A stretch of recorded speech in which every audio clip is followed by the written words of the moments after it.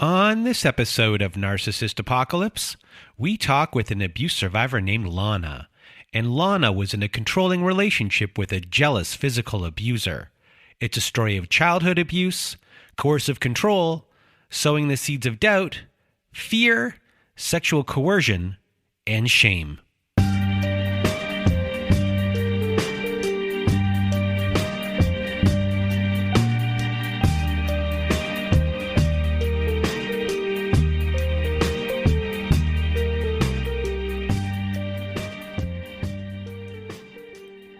Welcome to Narcissist Apocalypse, everyone.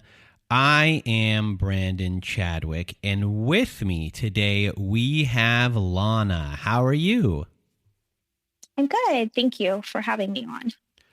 Well, thank you for being here. And if you want to be a guest like Lana is today, please do go to our website at narcissistapocalypse.com. Top of the page, there's a button that says guest form. When you click on that button, it takes you to our guest form page. There you can read all of our instructions and either send us an email at narcissistapocalypse@gmail.com or fill out our guest form and press the submit button. And please do send it in the format that we ask for. And today we are going to hear Lana's story, and this is not an easy story to hear. So a big content warning for this episode. We will be graphically discussing child sexual abuse in this episode, graphically discussing as well physical abuse throughout the second half of this episode, and as well graphic discussion of sexual coercion, abuse, assault in the marriage as well. So a big content warning right there. If this is not for you, then please do not listen to this episode as it could be re-traumatizing for you. And this is also not an easy story to tell, to go through all of these memories once again. So a really big thank you to Lana for being here. And I'm going to get out of my way and your way. Lana, the floor is now yours.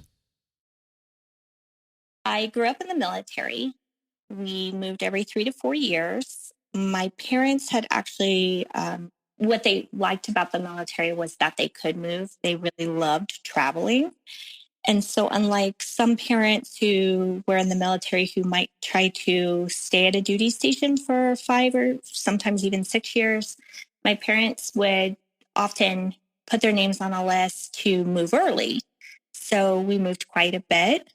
I think I should say that it was kind of under this pretense that the grass was always greener on the other side, and that every time we were going to move somewhere, it was going to be a better experience. And so I was always looking forward to the next adventure, so to speak. And my parents really encouraged that type of belief system that it would always get better. It would always be better somewhere else. Because we did move so much, I was really outgoing and I always had a large group of friends, probably too many friends. That was something that I continued to do all the way until I still have a lot of friends.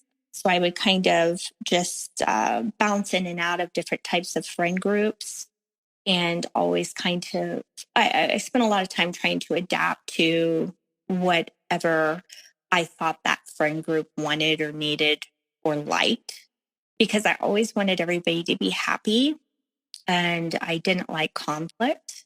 So I was really used to being the new kid. And obviously with this came a good deal of anxiety, but I did not know what that was when I was younger. I didn't talk to anyone about it. So therefore, I think that was another reason why I was really outgoing, very easy to laugh, always making jokes. I think it was more of a defense mechanism. And I really prided myself on that. Having as many friends as I could, getting along with everyone. I was definitely a people pleaser, but again, I did not know what that was when I was a kid. So my parents, they had met when they were only 20 years old. And it was one of those wonderful romance stories that you like to hear about, but that doesn't usually happen in real life. But they met and they fell madly in love. And 3 weeks later, they got married. and they stayed married, and they were together for 50 years. My mom just passed not close to 2 years ago. So it's not even been 2 years, but they were together for 50 years, and they always loved and cared for one another deeply. You could tell they just genuinely loved each other, and they were really close friends. And when I would ask my mom about my future or what things would be like for me, she always encouraged this idea that I too would have what her and my father did. And even though I saw that a lot of my friends came from what we would say broken homes, or, they had, stepmothers or stepfathers, and their parents had had one or more divorces, I still didn't really grasp the idea that what my parents had was not that common. It was not probably that realistic to go out into the world with this idea. But I did. Meanwhile, my brother, we were latchkey kids. My parents were gone a good deal of the time because obviously being in the military, my mother was gone more than my father. Her position was more demanding than his was. And so I saw more of my dad than I did of my mother when I was younger. And that continued until I was about 10. But I was left with my brother a lot. He was my babysitter, so to speak, but he really wasn't. He kind of just did whatever he wanted to do and told me what to do. And we would just run around the neighborhood with a lot of other kids who were unsupervised. We were all latchkey kids. So one of my very first memories, and I think that the reason it is one of my first memories is because it is pretty traumatic. I was 4. I was alone with my brother. I had a friend who lived next door, a very close friend of mine. We spent all of our free time together. I mean, we were both the same age. We went to pre-K together, preschool. And we were over at my house. My brother was there. He's 6 years older than me. And he had a friend that was with him that he spent time with. That boy was a year or two older than him. And they were harassing us and picking on us, which was I do remember that being a regular thing later, and kind of just telling us what to do. And they made us take our clothes off and forced us into the bedroom and made us lay on top of each other and do things that we did not understand. And I remember we started crying and asking them to stop. And they wouldn't. And they were laughing and hitting us and yelling at us. And when we wouldn't comply and we continued to cry, they locked us in a closet that there was no light in there. And I just remember him and I just holding each other and crying and trying to comfort, these two little 4-year-olds trying to comfort each other until they let us out. And we never told anybody about that. Obviously, we were told by then that if we did, we would get in trouble. And when you're 4 years old, you believe those types of things. So we just didn't say anything. And when we moved away from that area, we moved overseas. My parents really loved going to Europe. So we would usually end up in a duty station that was overseas a good deal of the time. And my parents did not usually like living on the base when we lived overseas. They preferred to live on what they call the economy because they really wanted to be immersed in the experience, which was great. I have a lot of wonderful memories about that. A lot of my friends were European, and I, of course, you're a sponge when you're that age. So I learned the language really quick, and I have a lot of fabulous memories from that time. But I also have some pretty traumatic and awful experiences that involve my brother. I don't think my parents had really caught on at this point to the fact that my brother had serious emotional issues. And also because they were working so much and they were from a different generation, mental illness, things like this, they just weren't discussed.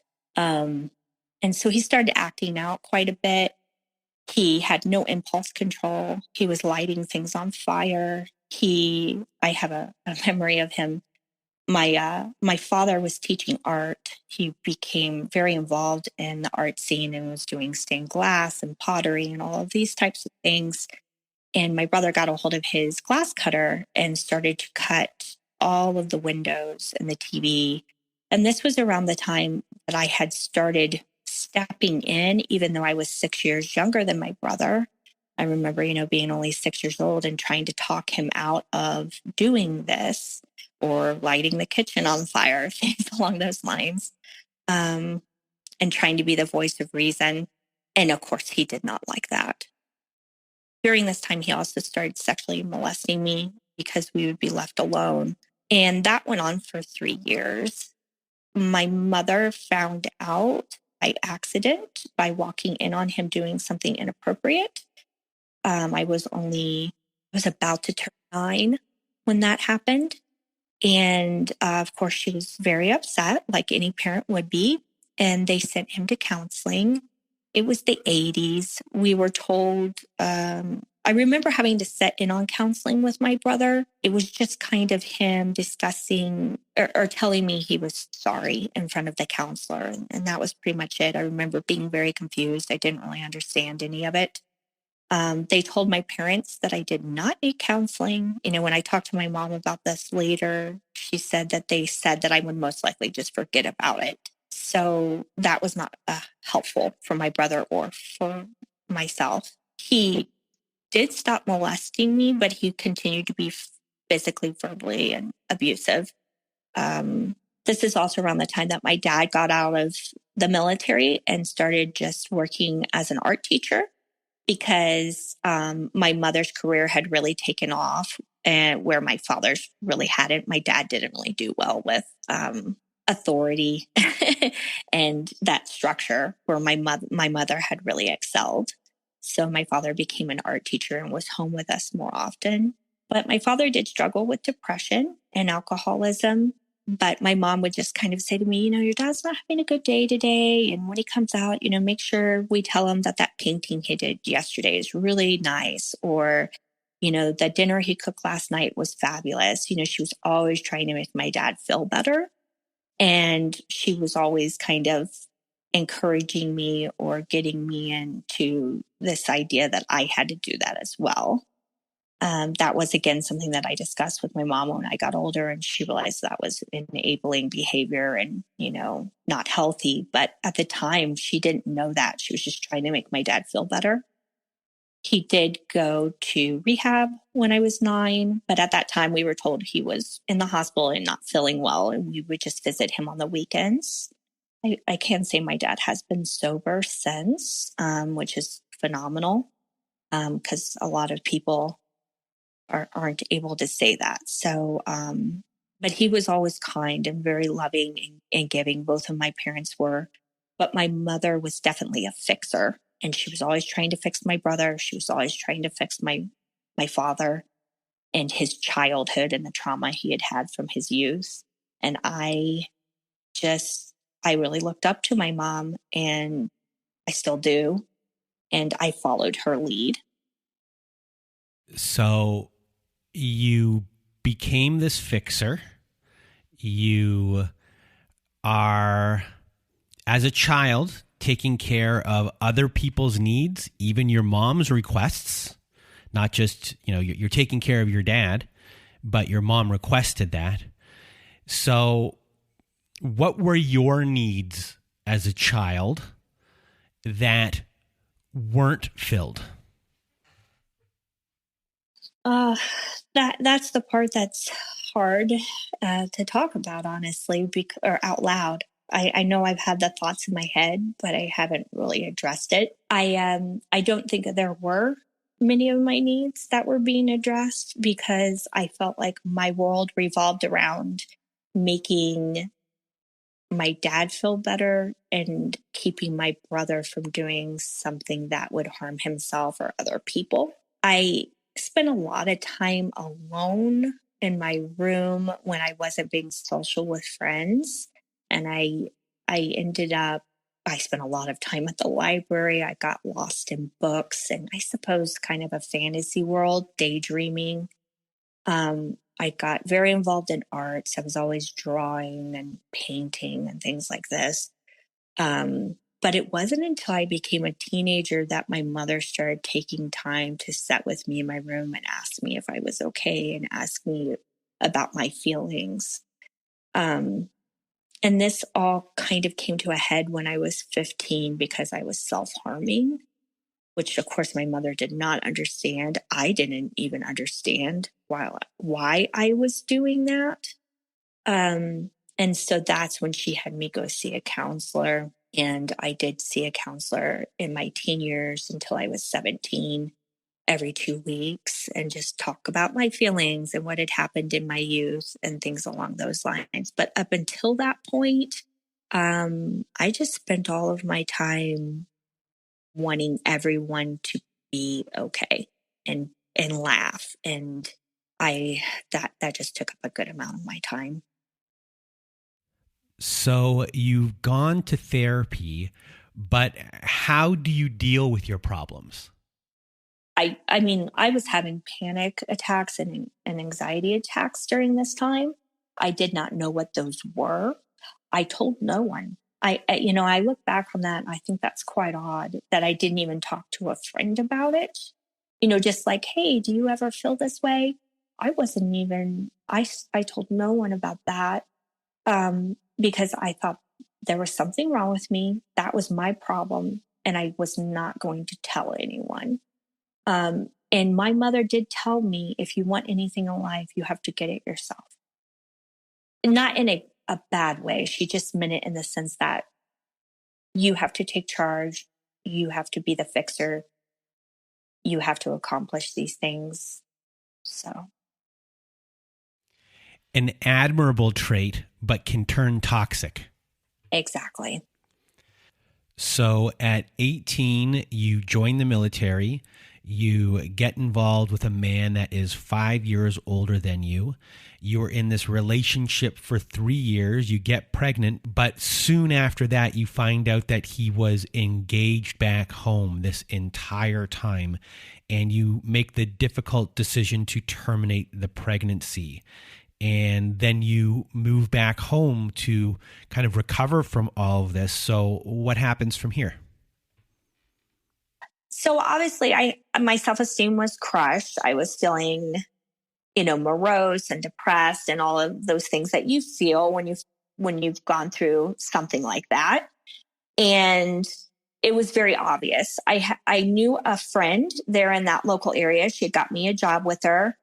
And, but I was just going to work and then going back to my parents' house and their back bedroom and just sleeping. So clearly I was very depressed. And I remember my girlfriend doing what all good friends do, talking me into going out and just, she was like, this isn't healthy. Let's just go out. Let's play a couple of games of pool, have a drink, laugh. You can't just go to work and go home and lay in your pajamas in the bed. And so I had agreed. I really wasn't in the mood to go out, but I knew she was right. I had to get back into my life. So I met Tony the night my girlfriend took me out with her. And a few things really do stick out in my memory about that first meeting. Because one, I was really depressed. So I didn't want to flirt or give the wrong idea to anybody at the bar. So I had no makeup on. I had a messy bun. I didn't do my hair. I was in jeans, boots. I even put a turtleneck on and a cardigan. So I was definitely not giving off, this impression of, hey, I'm here at this college bar to meet somebody, or at least that's what I thought. And he zeroed in on me pretty quickly. And admittedly, I was a bit rude. I was not receptive. But this actually, it's very odd looking back on it, because he just kind of doubled down, even though I was being distant and I was not engaging him. My girlfriend, he had a friend with him and she was interested in his friend. And she was, of course, joking and laughing with him. And I did not want to upset her by wanting to leave too early. So I went and I sat beside the pool table, and he came and he sat directly next to me. He gave little to no space between us. I remember that feeling of kind of having your personal bubble invaded. And I looked over at him and he was looking directly into my eyes. And this is when I realized he was really attractive, because I had not really looked at him. I was trying not to make a lot of eye contact. I mean, I was trying to ignore him. And he was very good looking. He was very fit. And I was a bit taken aback by that, because it was kind of that movie star good looks that's a little unsettling, almost too attractive. And he was staring at me in a very intense and provocative way. And he would not break eye contact. And I started to feel nervous. It was really jarring. And I started to giggle. I have a nervous laugh.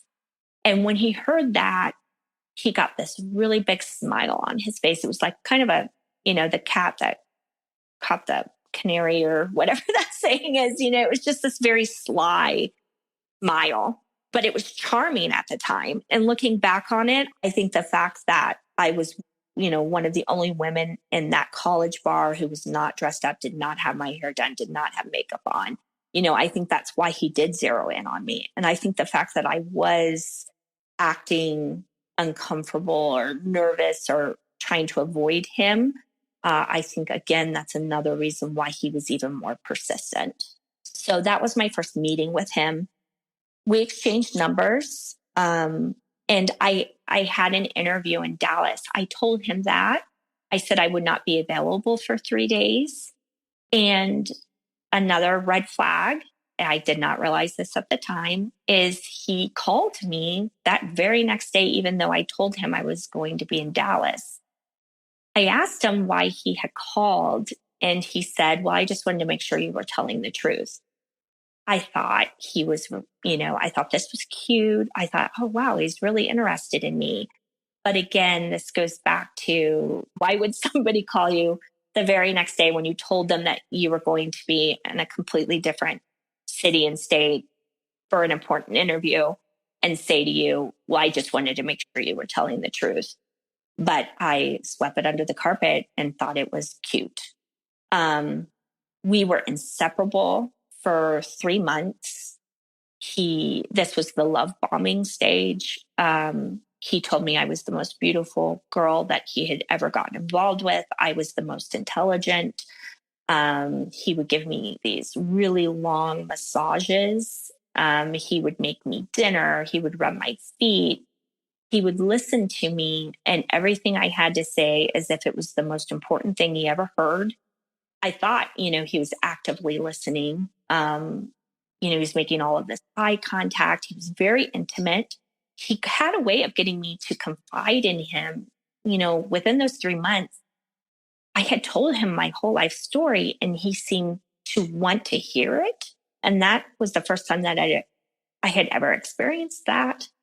And he even confided in me, about his youth. He had had a very traumatic upbringing. He had seen his mother being beaten on numerous occasions by different boyfriends, and he would have to console her and comfort her, when he was very young. And he told me some other things, that he had been in and out of jail, but he told me at the time that it was, misdemeanor stuff. So when he says that he's being in and out of jail, does that faze you at all? Or if you do have questions about it, is he minimizing what happened for those incidents? He definitely minimized. Yes, I was surprised, because I had never met anybody who had gone to jail at that point in my life. And when I asked him about it, he said that him and his friends were just really rambunctious, and that they didn't have any parent figures, and that they were just running around, causing mischief, breaking windows, that kind of stuff. It was not until, it was not until 3 years in that I found out that he had actually gone to prison when he was 18, and he had been released 3 months before I met him. So he had been in prison 5 years. So you came from this military background, and there are rules in this military background. You grew up with all of this stuff. So what's clouding your judgment the most here when you do learn about his past?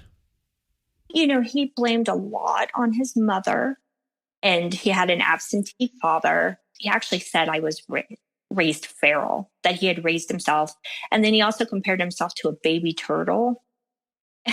You know how they lay the eggs and then they just leave, and then only some of the turtles make it to the sea, kind of thing. I mean, he literally compared himself to that. I just felt so awful for him. I was just heartbroken listening to these stories, and I thought, well, that's why he was acting out, that's why he was misbehaving. I was definitely in this frame of mind that you followed the rules. The last thing you do is get arrested or go to jail for anything. And I think he knew that. He picked up on that. I mean, he knew I was from a military family. He knew I had just gotten out of the military. And I think that's why he kept it from me for as long as he did, until it got to the point he could not hide it any longer, that he had actually been in prison for 5 years for assault with a deadly weapon. So you're coming off of the last relationship, the cheating, the terminated pregnancy, you were depressed. So what are all your feelings right after meeting him here? I was head over heels. I know that a lot of people, don't believe in love at first sight kind of thing. And it wasn't love at first sight, but I hate to admit it, within 3 days, I actually remember thinking, wow, I'm in love with this guy, because that's how intense that felt and that love bombing was. And he didn't give me any time alone. There was no time away from him in those first 3 months. And yeah, I bought it hook, line, and sinker. I thought this was it. I was like, this is going to be the love of my life. He seemed to be behaving in that way that you thought, he's feeling this too. But from the way he touched me, from the way he looked at me, from the way he listened to me. And he was massaging me one night, and he wrote something on my back, and I looked, and it said, I love you. And then I said the words back, and it was so romantic. And I just, and I thought I was safe. I thought, I had found what my parents had, and I had no reason not to believe it at that time. So you're hook, line, and sinker in very quickly, very quickly. Right. So what happens from here? Well, everything was pretty good for the 3 months. Well, excellent for the 3 months. And then it was shortly after we said, I love you. That really sticks out to me. Not long at all. I'm talking a couple of days. And he came over. I had a roommate at the time. He came over to my place, and we were supposed to go out for the night and have dinner. He was kind of acting a bit strange. He was quiet, which was unusual for him. And he had found a condom wrapper.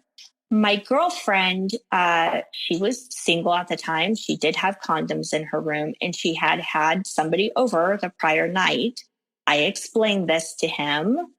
Well, he said to me that he didn't believe me. And I did not know how to process this, because he had been a completely different person up until that moment. And so I was just really taken aback, and I was confused. I also was very confused because I had told the truth. There was no reason to believe I was lying, and he seemed to think I was. And he told me he was going to leave because he needed to think about that. And I, of course, did not want to be the jealous girlfriend, and I did not want to put him off. And so I said, okay, well, take your time and, call me if, tomorrow, kind of thing. And I was just really pleasant about it, because I thought, this is so ridiculous. He's going to realize, and he'll call me later and let me know how ridiculous it is. So he leaves, and it wasn't long. It was like 30 minutes or so later. He did call, and he said, hey, will you come and pick me up in the morning? We could have breakfast before I go to work. And I thought, oh, okay, he's realized, this is stupid. And I was actually looking forward to this idea of having breakfast with him, spending time with him before his work started. And he made the point of telling me if I don't answer the door, just, after you've knocked more than once, he's like, I'm a heavy sleeper. So just come in and wake me up. So he told me that. So that morning I get up, bright eyed, bushy tail. I head over there. I'm all excited to see him. And nobody answered the door, just like he said. He did live with a roommate as well. He lived on the bottom half. It was like a townhome. So he lived on the bottom half. His roommate was on the top.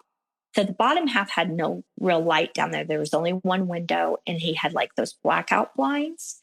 And nobody answered, as I said. So I went ahead. Door was unlocked. I walked in. I go down the stairs, and it was hard to see. My eyes were adjusting. And so I walk over to the bed, and I start to see his figure. And, you have that moment that you feel when you see someone, you're in love with, and you're like, oh, I'm going to crawl into bed and cuddle up next to him. And I begin to do that. And then that's when another figure comes into view. And also I could feel her with my other arm when I was trying to crawl into bed. And it was a woman laying beside him. And of course, you you don't know how to process that when you see something like that. It's just complete shock. I jumped back like I had just, been stung by a bee or something. And I remember I yelled his name. He didn't move. And then it was only seconds. It felt like minutes, but in my head, there was just this inner dialogue of just get out of here. This is unreal. Just leave. So I turned and I ran up the stairs and I ran to my car. When I got into my car, I heard him screaming my name. I looked back and he was running across the yard in only his boxer shorts because, he didn't have time to put on anything else. And he jumped into my passenger door and was begging for me not to leave. I wasn't crying or anything. Again, I just felt sick. And I remember looking at him and just saying, get out of my car. I need you to get out of my car. He wouldn't. During this time, the woman came out from the townhome. She was walking to her car. She kind of had her things in her hands. She was looking down and she drives off. And I said to him, I go, look, he wanted to talk to me about it. And I didn't know even how to even talk about something like that. And I said, this is just really, over the top, unusual. And I need to go home. And so finally he agreed to get out of my car. This led to him writing me really long love letters, and he would put them on my windshield, under my windshield wiper. He'd put them in my screen door of my home. He would call, he would leave these really long messages.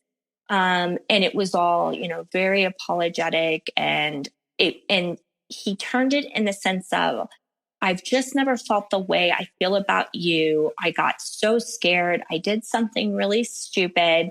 If I wouldn't have found that condom and thought you cheated on me, this would have never have happened if you could just give me a second chance. So I thought it was over. I remember being really depressed again. Of course, my self-esteem had taken another hit. So I was just, rock bottom emotionally. And then he ended up showing up. I had agreed that he could come over and talk to me. We were intimate. He got really quiet again. I asked him what was wrong. He said that he didn't like that. He didn't like the way I had behaved during sex.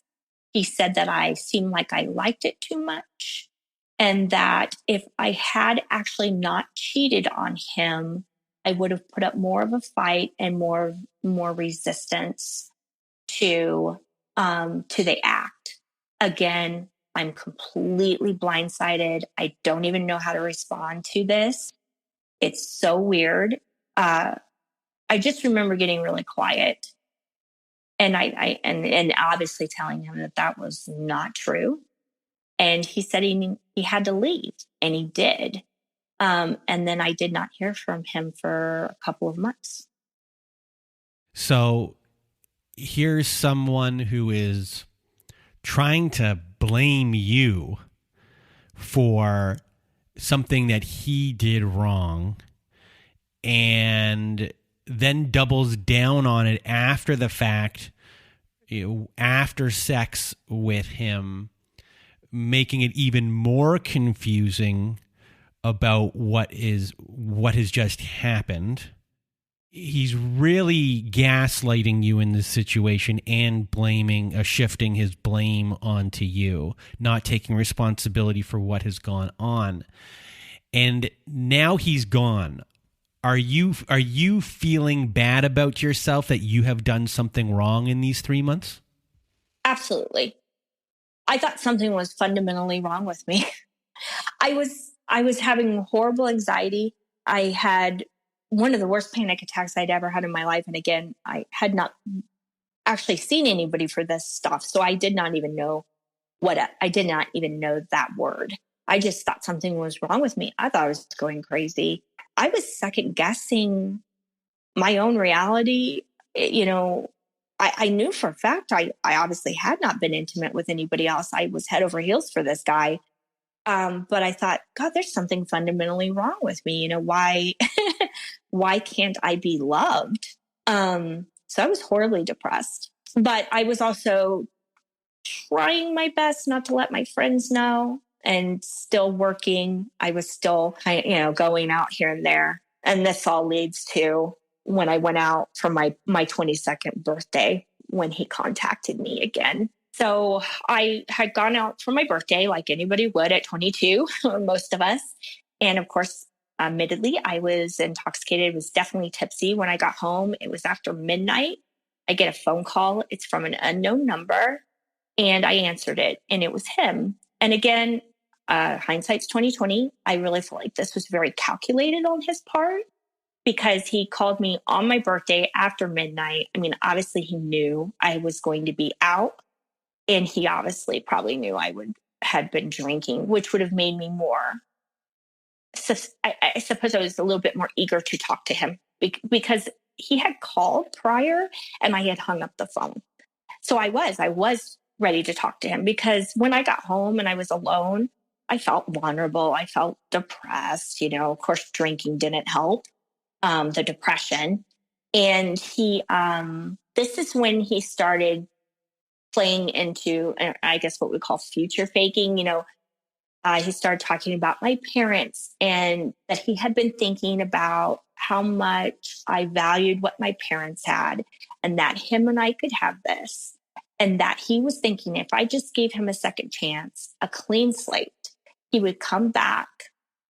He would show me what a wonderful guy he was, what a wonderful boyfriend he could be, and we would have what my parents had, because he had decided that he was in love with me and I was the one.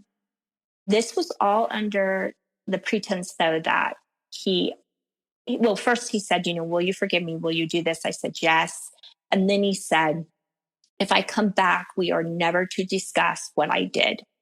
I was not allowed to bring up I had found him in bed with another woman, because he said that this wouldn't allow for the clean slate. And here is young 22-year-old naive me. And I go, okay, well, that makes sense. I don't want to bring it up and, keep rubbing your nose in a mistake that you made. I was actually sympathetic to this and agreed. And so he came back. So he comes back and he moves in with you, and then you get married fairly quickly. So what happens from here? It's kind of back to the way things were in that first 3 months. Very romantic. You're just like, you almost feel like you're on a drug. You're just so excited to be around this person. But this is when I started noticing things. He couldn't keep a job. And then we were on a limited income because I was the one working, and I was working days and nights in 2 different positions to make rent and all of the things that you need. And he started smoking weed. I did not think this was a big deal. I'm pretty open-minded. But what I didn't like was that, and here, I guess, is the rule follower part of me. It was against the law where we were at the time. And so obviously I had concerns about it because I didn't want him to get in trouble, and I didn't want to be in trouble because it was in the house. But the bigger issue for me, it wasn't really that he was smoking weed. It was that he started smoking it all the time. So he would get up and get high throughout the day, and he'd have to go be high before he went to bed. And then obviously he's spending money on large amounts of weed that, in my opinion, is not in the budget. So just practical, reasons there for me being upset with it. When I initially went to him and started asking him, hey, this isn't a good idea, always in the beginning, he would be understanding, or he would pretend to be, and he would say, okay, what you're making, or what you're saying makes sense. And I'll cut back or something like that. But instead, he just started doing stuff behind my back, and the little money that he was contributing to bills or rent, that just decreased, because instead of using my money, he was just using his money.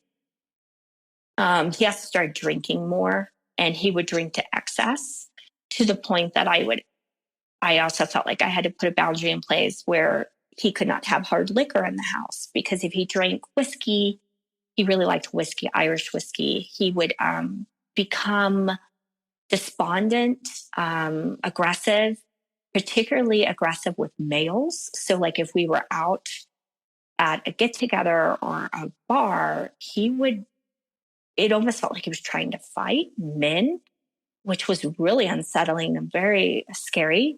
So I asked him to stop doing that. Again, he said he would. But again, he just started doing it behind my back.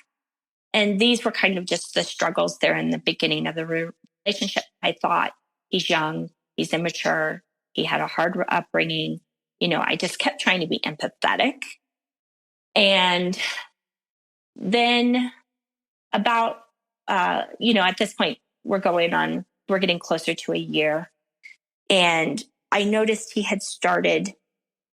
didn't like my friends. He didn't like anybody I knew prior to him or had met without him. So he had effectively started isolating me from everyone I knew. And even the roommate that I had at that time, she was starting to look for another place to live, because he didn't want any of these people around me. Again, I didn't understand that he was isolating me. So this was the first time he was physical with me. We had to get together. Everything went fine. Everybody had a good time. It was like just a small barbecue thing. People left. And my roommate and her boyfriend were in their room. And we were out on the front porch. And out of nowhere, it just literally, it felt like it came out of nowhere. He was being quiet again. So I did ask if something was wrong. And then he just grabbed me by my throat, and he shoved me up against the house by the front door. And I was just in complete shock, because outside of my brother, I had never had a grown man handle me like that. So I remember just having a hard time processing what was even happening. And I was having a hard time understanding what he was asking. He was really close to my face. I could feel the spit hit in my face when he was kind of just seething mad. And he was asking whose shirt I was wearing. And he was asking about a guy that I worked with, and saying that the shirt that I was wearing was this guy's shirt. And again, I'm having the hardest time processing this moment, because one, he's being physical with me. He's got me by my throat, and he's saying I'm wearing a guy's shirt. Like, none of it makes any sense. And he proceeds to rip the shirt off of me with his other hand. And obviously this was, causing a commotion. There was noise. So my roommate came out with her boyfriend, and they, pulled him off of me. And then I just fell there on the porch, gasping for breath. And I started crying hysterically. And he was walking away, and he turned and he looked at me, and it was just pure hate in his eyes. And that's another thing about that moment when he had me up against the house by the door. he had these really vivid amber hazel eyes. It was one of his best features. That cliche about, oh, his eyes turned black, or there, it was like it was a demon looking at me or something. It literally was like that. His eyes were black. There was like no one home. It was very disturbing. Again, he waited a couple of days, and again, to like things to simmer down, and then again he contacted me and told me that he was just overcome by jealousy, and he had never felt this strong about anyone before, and he'll never put his hands on me again, and all of those things that you want to hear when someone's done something like that. I remember my girlfriend being very, telling me, this is a huge mistake, never talk to this man again. And because she did move out with her friend or her boyfriend, that's when and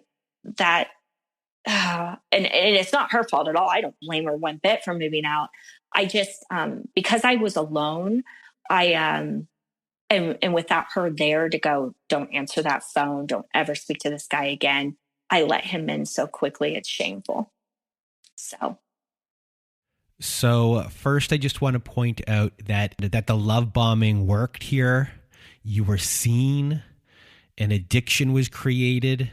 He's made things very confusing here. You blame yourself. The future faking that happened too. You're just in this really vulnerable state. And when this happens, the only thing that feels good, like when you have a drug addiction, is the very thing that hurts you the most. And in this spot right now, you are even more isolated with your roommate leaving. So it becomes a lot easier to pick up that phone when he calls. And once a really slick talking abuser can get like into your ear, it just becomes that much easier for them to convince you to get back together or to stay. And then the cycle begins again, and you're just in it. And I know that you feel shame, and I validate that, but abusers are just really good at this trick.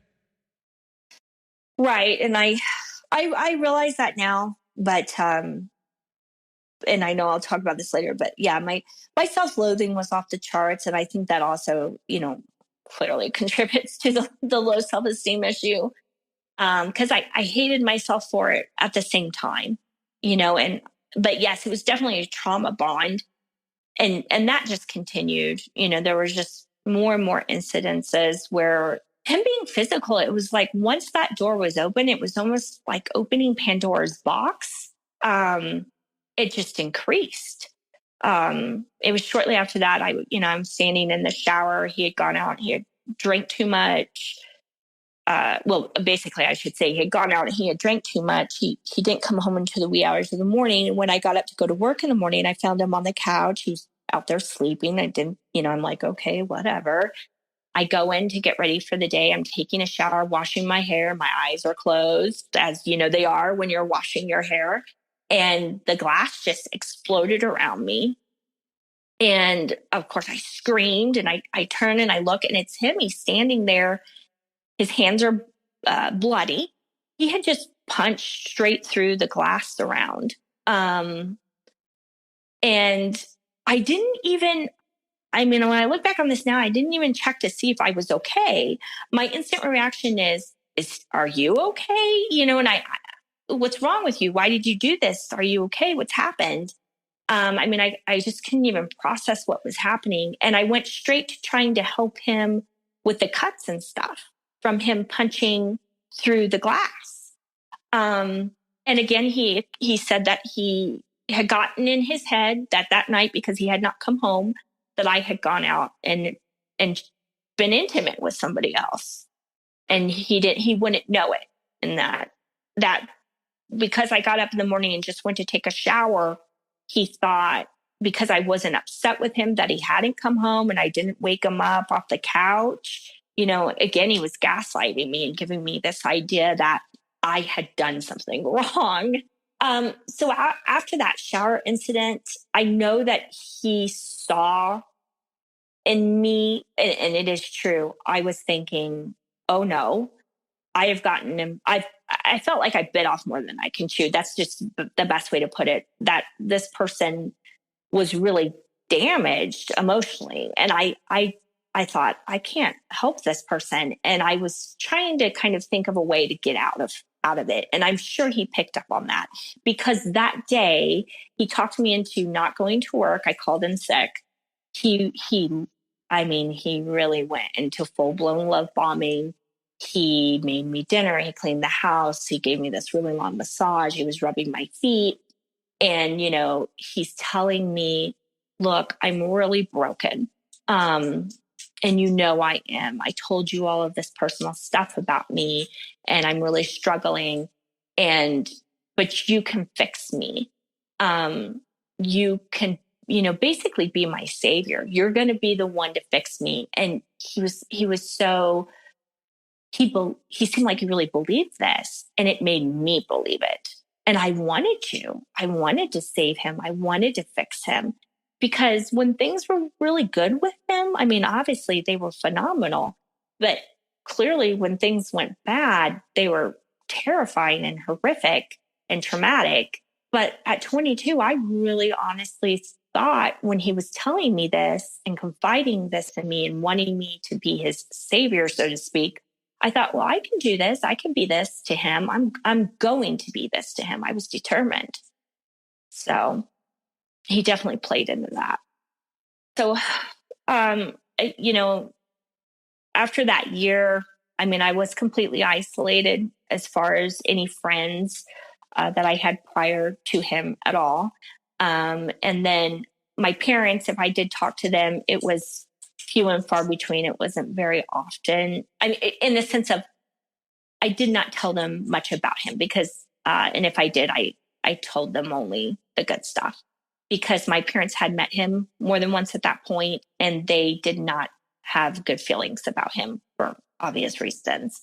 So this is also around the time that he started bringing people into my life and into like our little bubble, I should say, that were his friends. And I did not, know any of these people. They were, people he was introducing me to. And I think what's important to say is, these were the people I was allowed to spend time with, but I could never spend time with those people alone, only if he brought them over or we went over to their home. And I remember kind of questioning some of the people, in the sense of that they all were in very toxic relationships with their significant others. They were verbally abusive, physically abusive, sometimes a combination of both. A lot of them had addiction issues. A lot of them were had spent a lot of time in prison or in and out of jail. And when I would question these kinds of things, he would say, this is when all the devaluing and, started happening. He would, and a lot of gaslighting. He would say to me that I was being a stuck up bitch, that I was judgmental, that I was spoiled, that I didn't know, that because my parents had been nice to me and I had a somewhat decent upbringing, that I was being stuck up, and that I needed to change that about my personality. And that just because someone has a rocky relationship, or just because someone's been in and out of jail or abuses drugs, does not mean they're a bad person. And how dare I question that? And I bought into this. I thought, okay, he's right. I'm being judgmental. I need to be more open-minded. I need to be, I don't want to be a stuck-up bitch. I was actually thinking this way.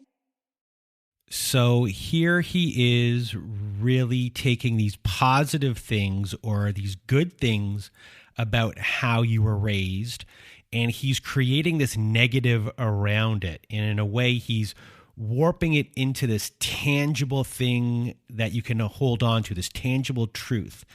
Yes, there are differences, and yes, you can have empathy for others, but these are also red flags. These are boundaries. And he's making you out to be snobby, where in reality, you just want to feel safe. And he's really twisted it all around to make you feel like you are a bad person for even thinking this way. Exactly. And, while he's doing this, he's also telling me, oh, I love that you're a worker bee. And he's complimenting me on, what a good worker I am, and my looks, and my sense of humor, and my cooking, and all these things. So it's going back and forth between putting me up on a pedestal and then tearing me off of that. And yeah, and I started to, really just buy into all that. I guess drink the Kool-Aid, so to speak.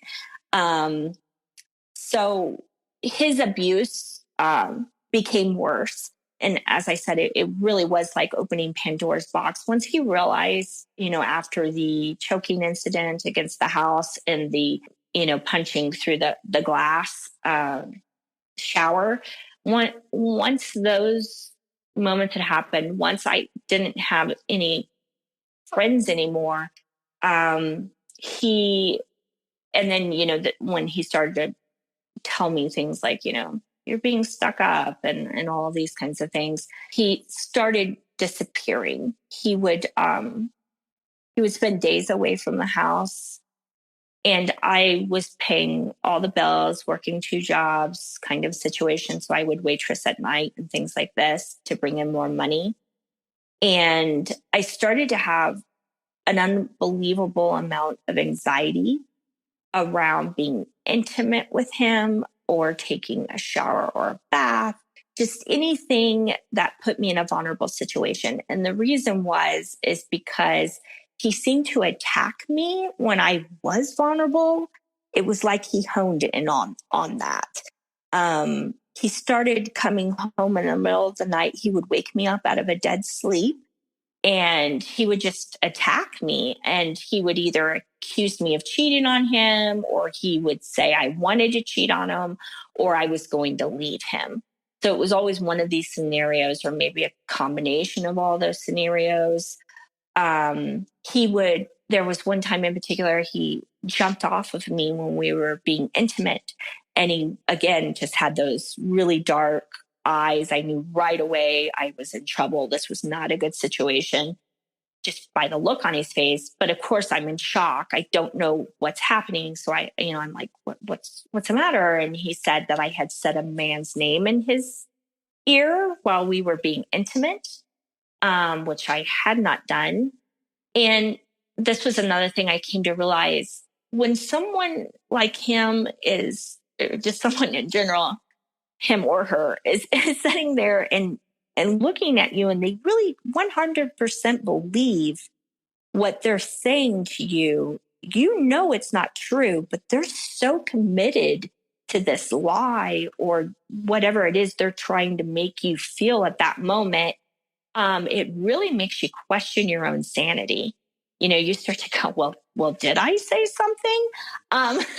And I'd like to say that was the only time he did that, but he actually did that 3 times, accusing me of saying a man's name. And it would always be someone that he didn't like, someone I worked with, or something that he had met and maybe felt threatened by. So a couple of years in, I was basically in this situation where I was sleeping alone. He slept usually on the couch, or he did not come home. I preferred it that way. In the beginning, I would go out and say, hey, why don't you come to bed? But, when someone's attacking you in your sleep and you wake up to that, you don't want to be in the same bed with them. I slept with my purse because he was taking money. I didn't know for what. I had stopped questioning things, because when I did, he could turn on a dime, and I was fearful of him. So I was being exposed to a lot of stuff within the first 5 years. So he had gone from being, physically and verbally abusive with me, but never really in public. But then the friends that he was bringing me around, I started seeing them being verbally and physically abusive with their spouses. So I was kind of living in this bubble where I was seeing this in all of these relationships around me because these were the only people that I was exposed to. And this is when he started berating me in front of other people. We would be, at a get together or somebody's house for dinner, and he would belittle me. He would yell at me. There were a couple of times he actually spit directly in my face, in front of his friends. The times that he had spit in my face, it was because I was concerned for his well-being and some of the choices he was making with his friends. And I spoke up. And yeah, he just spit right in my face. I'll never forget the first time he did that. It was, there's just no words to describe how humiliating that is and how hurtful something like that can be. And that's also when he started, he was really big on, as I said, kind of throwing me around, tossing me up against walls, things like that. And this is when I also figured out that his friends and their spouses, that was not a safe space for me because no one was going to help anyone. No one who witnessed any of those things was going to say anything. And there was no one for me to go to and talk with about this with. It started to feel normal, or that it was just par for the course. So also, sex became a huge ordeal with him because it would last for hours, and I would have to behave like every moment of it was fabulous. If I acted like I was uncomfortable at any time, or I was not interested, or I was tired, he would get very upset. So I started to really dread sex with him, but that was something that was mandatory and regular. This is when he started what I would say holding me hostage and restraining me in the home. Because in the beginning, I would try to leave and he would become more violent. This is also, I didn't know, I had heard at this point of fight or flight, but I didn't know there was a thing, fight, flight, or freeze. And I realized now looking back, I was doing a lot of freezing. So I called it back then playing possum. I would just play dead almost. I'd pick something to look at in the corner of the room and I'd just stare at it. I would try my best not to make a facial expression. I would do my best not to cry or to scream out or anything, because when I had tried to defend myself or escape or leave, he became worse, more violent, more physical, more verbally abusive. So the first time I remember it happening, I had to go to a conference for work. It was in another state, another city. I would be gone for about, 3 days. I got home on a Sunday, but it was a very late flight, and he said he would pick me up. He did. He was really quiet in the car. And obviously I had learned that the quiet before, was basically the quiet before the storm at this point. And so I started to get really nervous. I knew what was coming was not going to be good. We got back to the house. He insisted on being intimate, even though it was after midnight. I had to go to work at 5 a.m. I didn't want to, but I knew I did not have an option. So I went ahead and was intimate with him. But he said when it was over that that he could tell I was disinterested, and that to him made him feel like I had been unfaithful to him when I was away for work. I tried to leave. And this is why, this memory sticks out to me, because this was one of those first times that I tried to escape, because I could tell he was going to go into a rage. And I ran to get my keys. When I grabbed the keys, he ripped them out of my hand. He shoved me again, up against the wall kind of thing. He grabbed like this decorative vase that I had by the door, and he just slammed it through the glass coffee table. And this is something he continued to do often after this first time, but he got me up against the wall and he just started punching straight into the drywall behind my head, all around my head. So it's like this idea, they're going to punch you in the face, but instead he would just punch through the drywall around me. And that happened on more than one occasion. And then he took me in the bedroom and he restrained me, and he kept me there until 6 a.m. when I finally spoke up and pled with him, because when he would get like this, he would start to wear himself down. I mean, somebody can only be this manic for so long. And so he would start to get tired. And I always knew that that was the time that maybe I could say something. And so I said, hey, I really got to make it into work. I really got to give this presentation. And, of course, I was the one paying the bills. So he let me go.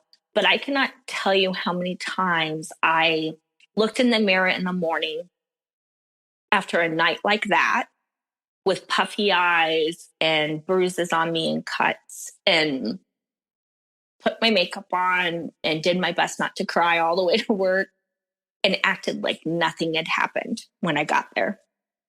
It just got to the point where this was just like common. It was just common.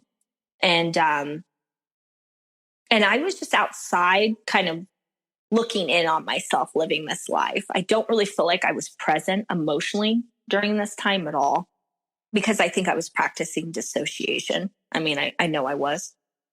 Because obviously he was, acting out so much, and he was drinking and he was doing other things. He did get a DUI, and it was actually his third DUI at this point. There was always a reason, why it wasn't his fault, or why the cops were, bad people. And they were, he always had excuses.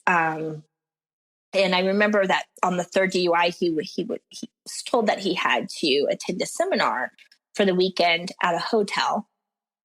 And he was ordered by the court to do it. And of course, he wouldn't have any access to me during those 3 days. And I could tell that that was really upsetting him, because he controlled everything about my life at this point, from, how I did my hair to what I wore with him or without him, to who my friends were and what job I had, everything. He was controlling everything. So the idea of him having no access to me for 3 days was causing him a lot of stress. And I was still trying to finish my degree at this point, and I was in the dining room writing a paper, and he was just pacing in the living room like a caged lion. I mean, like a lion at the zoo. That is the best way to describe him when he was in those states. And so, as usual, me being the fixer, I said, hey, are you okay? Do you want to talk about it? I know this is stressing you out. And he said something rude, as usual. And, every once in a while I would buck up and, I think, just be a human being and kind of stick up and for myself and say something. And this particular time I said, look, hey, I'm sorry you're in this situation, but you've made your bed and now you've got to go to this seminar. Well, I turned back around, and then boom, again, out of nowhere, he's got me by my hair. He's ripping me out of the chair, and he jumps on top of me, and he's straddling me and choking me. And again, he was just there was just nobody home. It's just dead in his eyes, looking right through me. And I couldn't breathe. And this was the first time that I had ever been physical with him. Amazingly, all the way up until this point, I had never fought back, because whenever I had tried to push him off of me or try to defend myself, he had actually become more violent and more intense. But this time, the choking was considerably more intense than prior. So there was that, obviously, that idea of he's going to kill me. And I dug my nails into his face, and he actually stopped. I remember like this little glint, like this just brief little moment where he looked at me, and it was like just surprise. Like he was just surprised. And then he picked me up like I weighed nothing, and he threw me into the bay window, the glass bay window there in the dining room. But, the bruises, the cuts, all of these things, the physical violence, it had been going on for so long and I didn't have anybody to talk to about this. I was so embarrassed. The last thing I wanted to do was tell anyone at work or tell my mom that this was going on. And of course, he was always playing into this idea that, at this point I wasn't smart anymore, and I wasn't the best thing that ever happened to him. Now I was an idiot, and I was stuck up, and I was a snob, and all of these negative things. So I didn't think much of myself.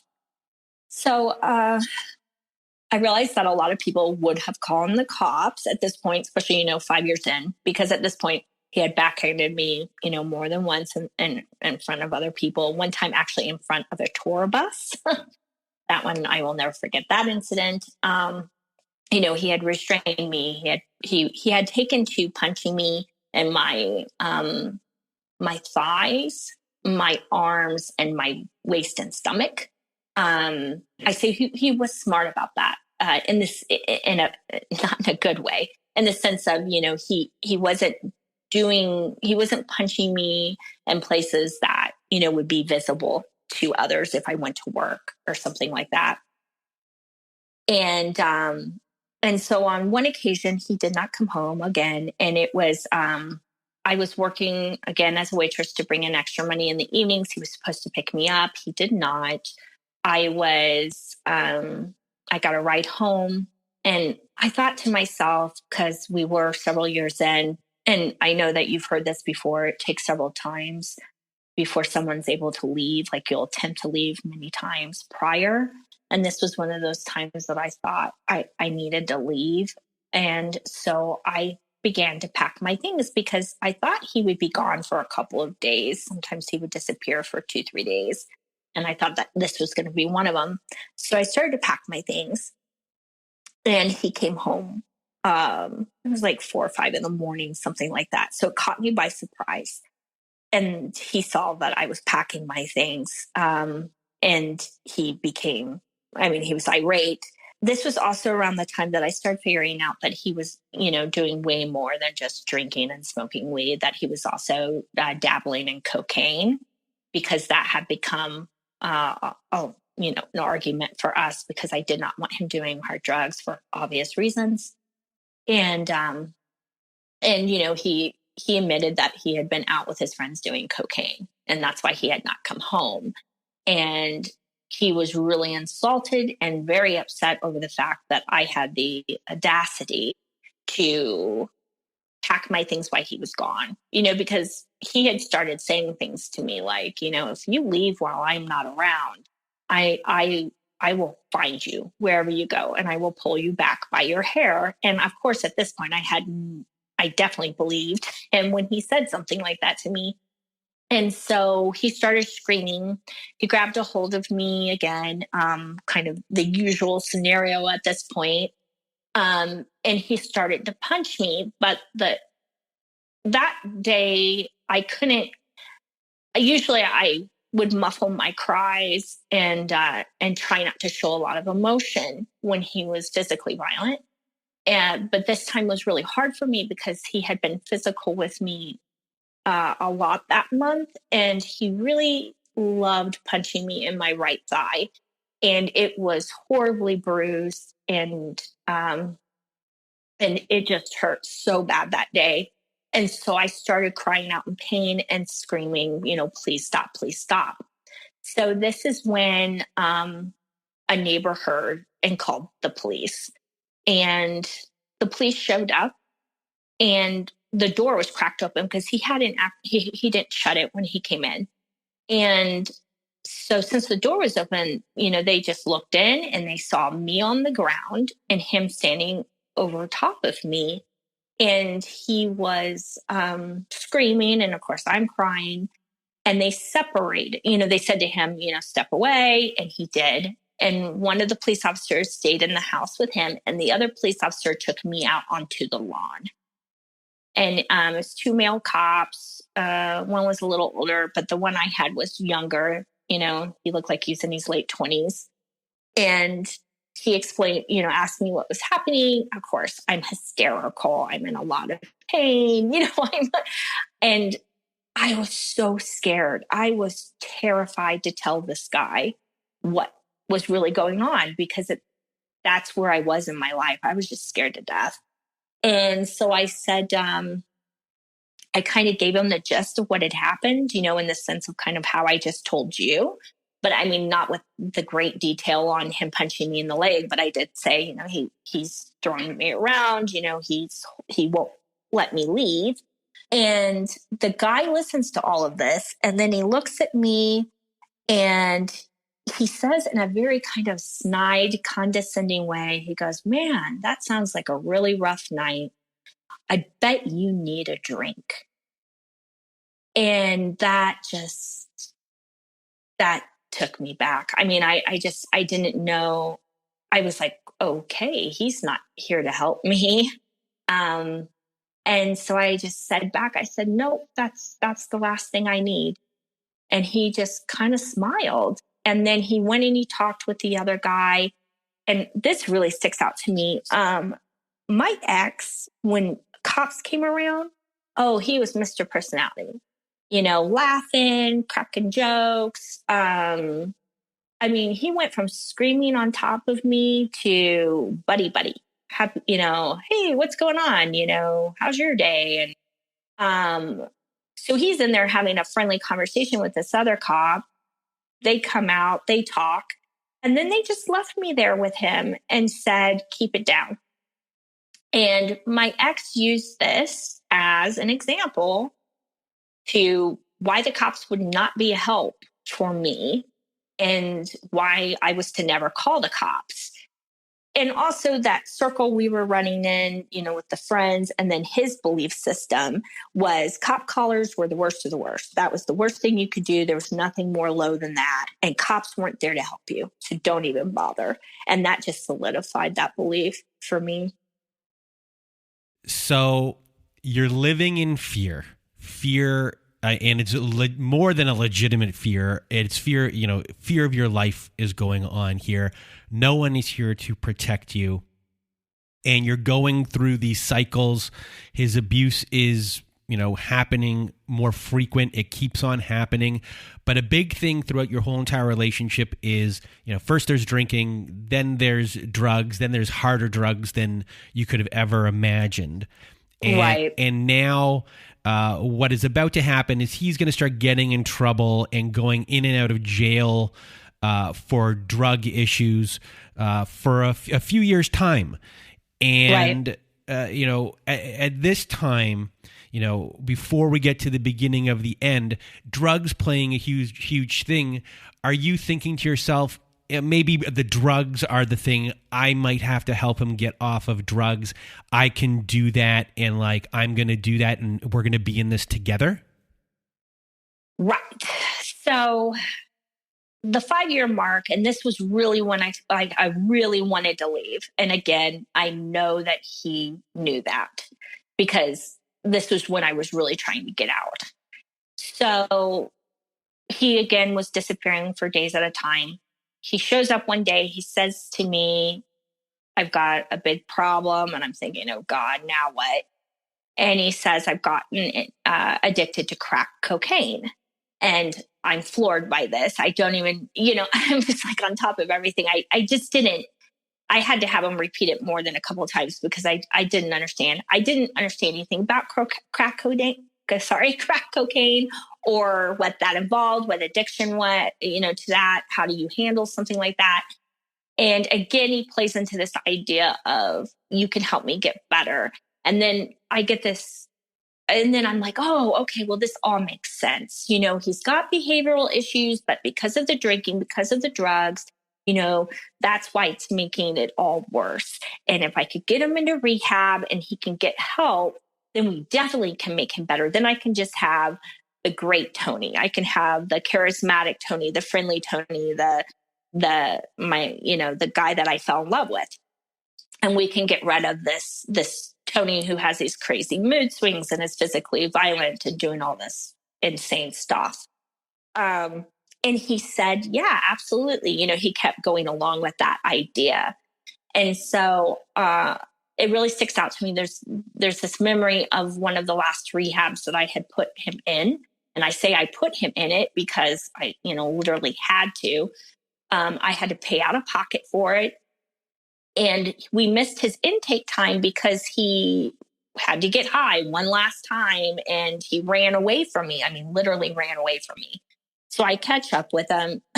He's getting drugs from this dealer on a corner who had met him at the corner that he had called on his cell phone. I get him in the vehicle. And at this point, my mother has gotten involved.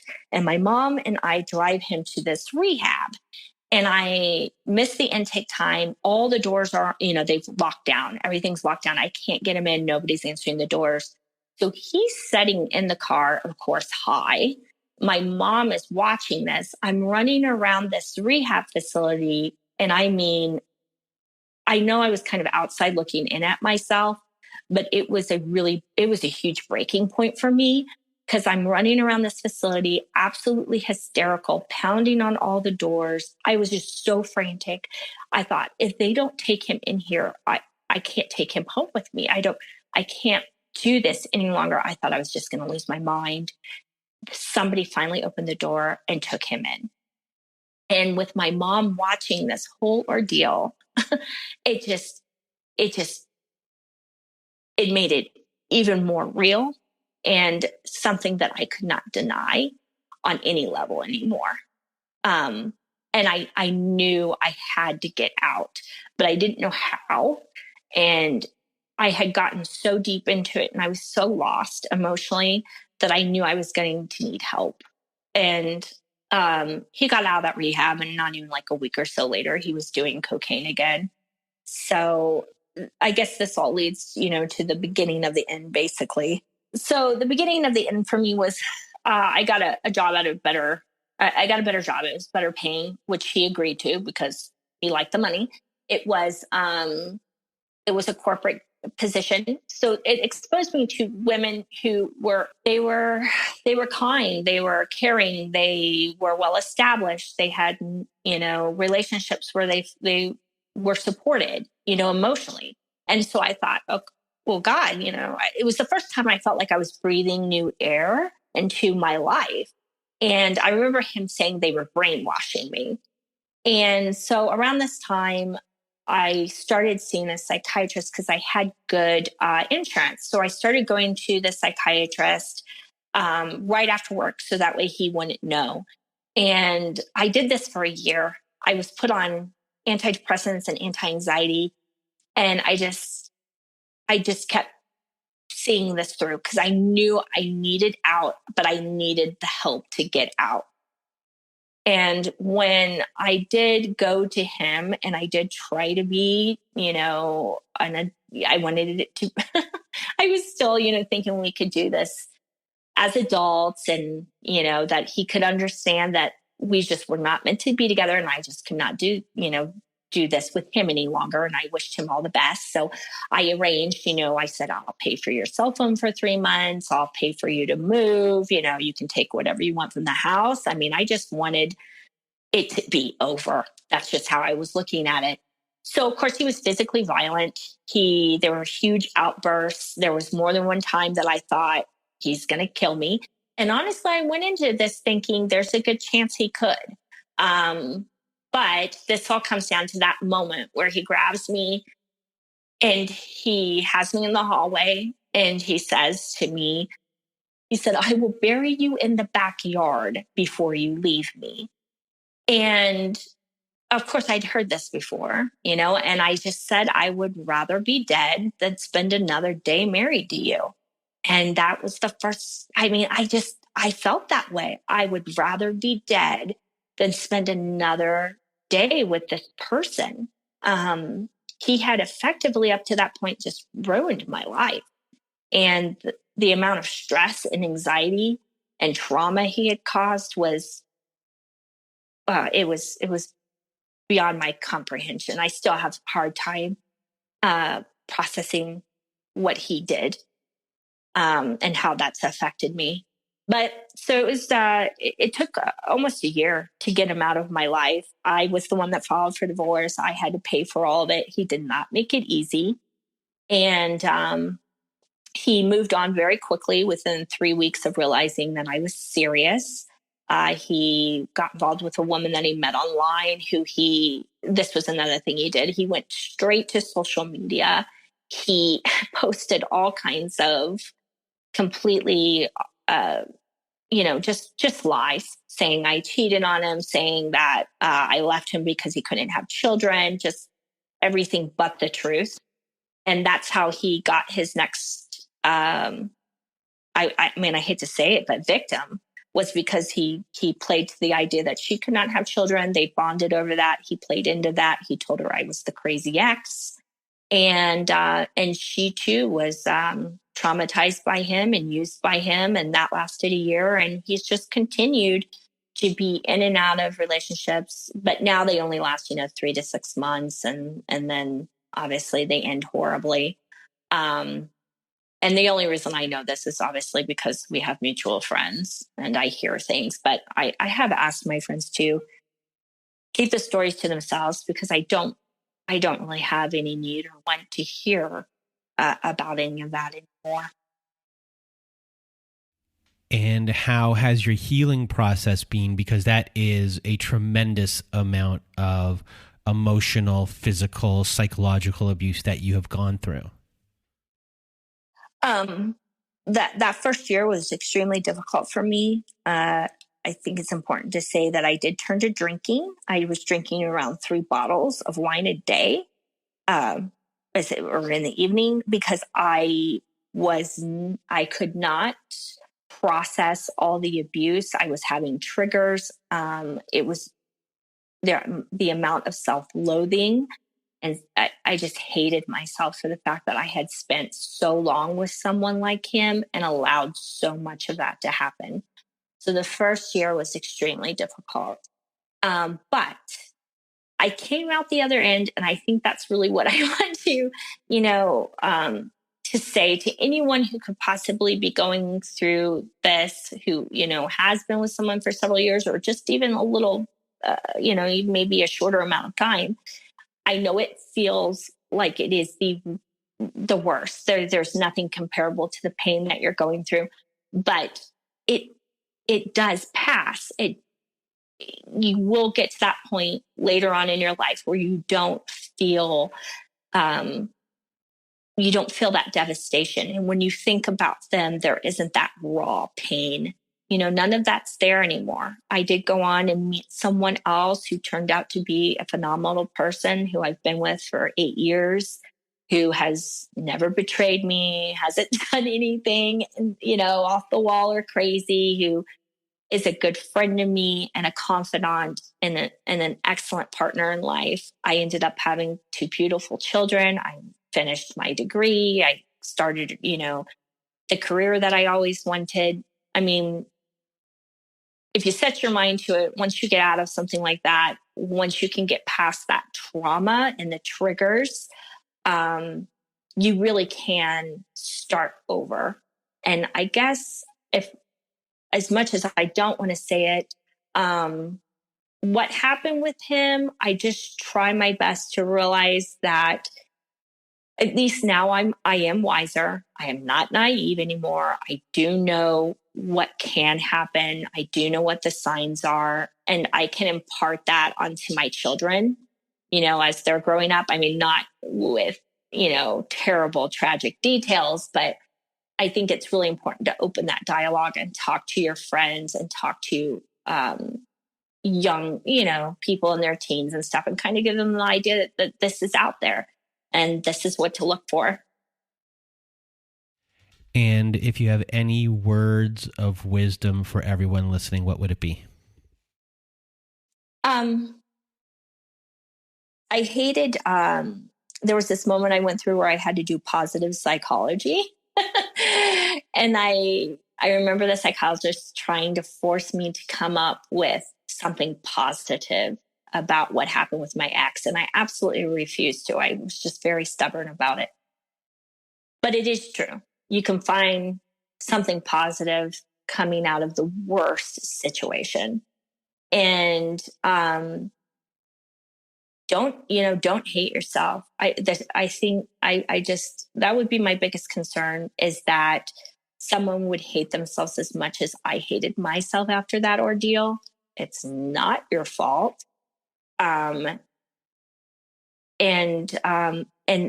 something positive will come from it, whether it's being wiser and smarter, or the ability to learn to love someone who's better for you. Or even the ability to just love yourself and be on your own and be confident with that, and not feel like you're forced to have a relationship with somebody just because they're giving you starry eyes and telling you everything you want to hear. Well, Lana, I really want to thank you for being a guest on our show today. Telling your story is not an easy thing to do, re-traumatizing yourself by going through all of these old memories, and you're sick at the same time while telling this story. And I can't thank you enough, and everyone can't thank you enough for sharing today, pointing out all these little things that were going on with the isolation tactics, how the love bombing occurred, and really helping educate everyone about this type of abuse. So big thank you for being here with us today. Thank you for having me. I really appreciate it. Well, thank you once again for being here, Lana. And if you want to be a guest on our show like Lana was today, please do go to our website at narcissistapocalypse.com. Top of the page, there's a button that says guest form. When you click on that button, it takes you to our guest form page. There you can read all of our instructions and either send us an email at narcissistapocalypse@gmail.com or fill out our guest form and press the submit button. And if you need support, please do go to our website at narcissistapocalypse.com. There at the top of the page, you can see a button that says support group. Click on that button. It takes you to our very own safe social network. Inside there, you'll find that we have Zoom meetings every Wednesday night, every Thursday afternoon, and Saturday nights. We have forum boards for you to post on to get the validation that you need and to give validation to other survivors just like you. It is a great group of people on our support group. So if you need support, please do join our support group today at narcissistapocalypse.com. And if you need even more support, please do visit our friends at domesticshelters.org. At domesticshelters.org, they have articles and resources to help you make sense of what you are going through. They have every phone number, email address, and website address for shelters and agencies, no matter how big or small your town is. Domesticshelters.org has everything there for you. It is a wonderful free resource, so please do check out domesticshelters.org today. And that is it for our show today. So for myself and Lana, we hope you have a good night.